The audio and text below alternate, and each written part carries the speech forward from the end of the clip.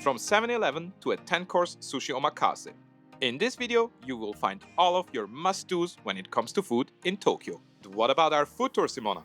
As a food tour guide myself, I must say the Tsukiji market experience we have in this one is just simply amazing. And maybe yes, or maybe not, it was actually curated by ninjas. So this video is all about the food, but we do have other ones about drinks and things to do in Tokyo as well. So don't forget to subscribe to our channel to see all of the videos that we already have. And also, if you want even a bit more information, you can find the maps of all of the places that we visited in our videos on our Patreon. And don't forget to stay until the end to find out which convenience store has the best onigiri.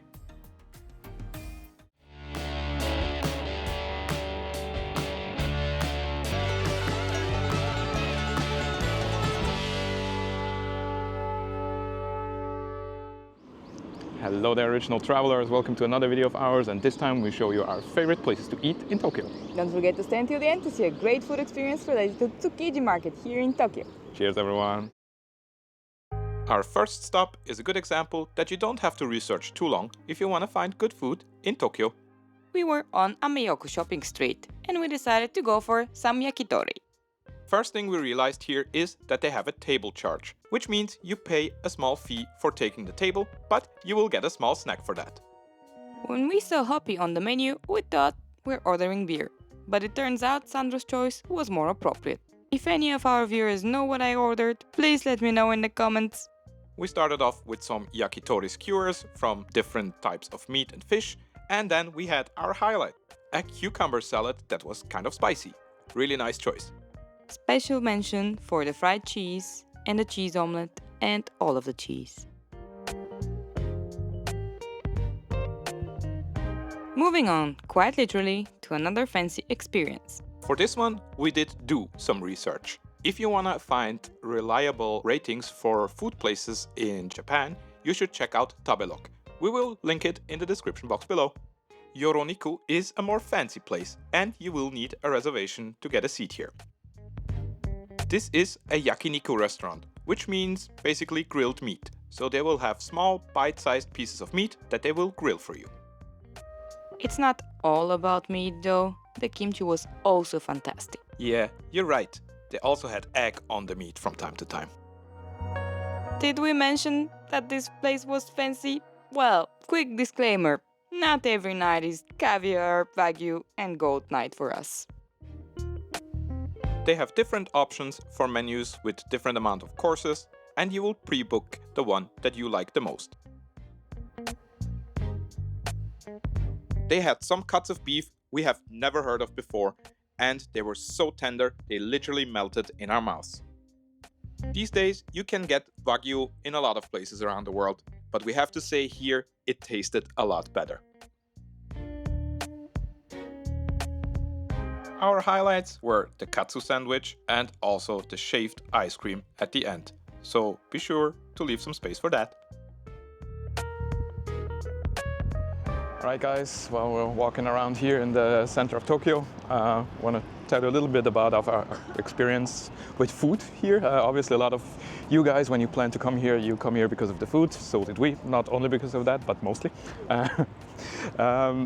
So yeah, I want to say a little bit about reviews. So when you come here, you obviously do your research. You make maybe some reservations on Tabelog, which is like the local platform to find reviews and to make reservations. But don't be shocked about the reviews. Food quality here is generally really good. So even if you walk around, you see a restaurant, you check it online and it only has like a 3.8 or something, it's still going to be probably better than any restaurant that you have near where you live. It was like this for us. And yeah, so don't be shocked. Just go for it, experiment and try some new stuff. Now, our usual thing would not be to recommend big chains, but something must be said about 7-Eleven. They really have a good choice of snacks and really, really creative. So even if in your home country 7-Eleven is not your usual stop, here I think you should give it a go.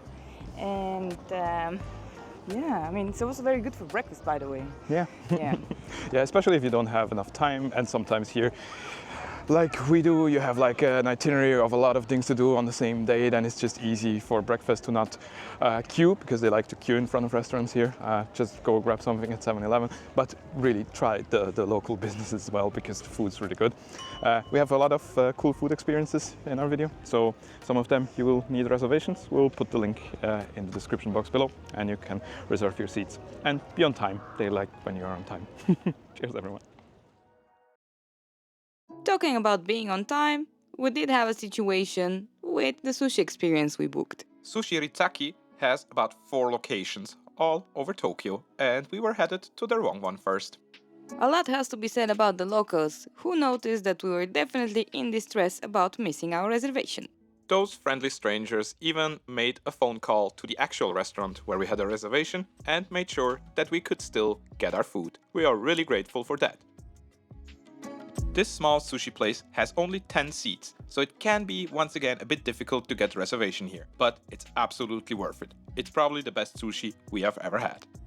And if you're curious about sake, they also have great recommendations for you. They also have some really cool Belgian beers here as well. And if you want to learn more about beer, you can also find our Zurich beer tour in the description box below. Let's go back to the sushi. We had so many different ones from so many different types of fish that we have never heard of, so the staff even prepared photos to show us how the fish look like. And they all have different textures and different flavors, so each new course is a new experience. The flavor of the sushi here is so good, you will not even think of soy sauce. Special mention of the sea urchin and the knife skills of the sushi chefs who were preparing everything right in front of us. Next up, one of the best food experiences we've ever been to. The Tsukiji market tour by Ninja Food Tours. Our guide Shamblis showed us the best spots on the Tsukiji market for buying takeaway food or also to eat in.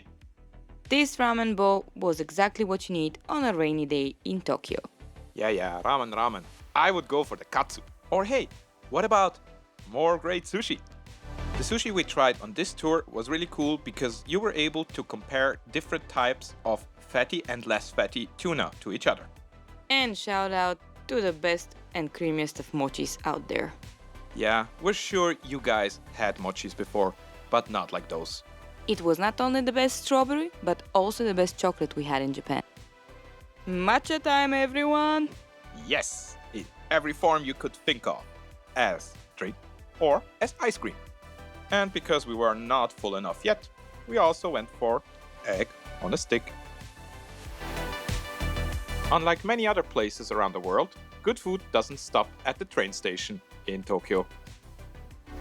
The best way to enrich your Shinkansen trip is to add some Ekiben to it. Most stations in Japan have many options to choose from. The selection goes from chicken katsu or pork katsu to 30 different healthy options in one. And you can also have your train meal in a train box. You probably heard a lot of things about the train system in Japan and that it is usually on time. This also means be there early to buy your Ekiben because there are lines from time to time. These train bentos are even more important these days because most trains in Japan don't have any options to buy food once you board them. And if you're looking for more train-related travel hacks in Tokyo, then check our Things to Do in Tokyo video. And now we wish you a great gourmet ride to your next stop in Japan.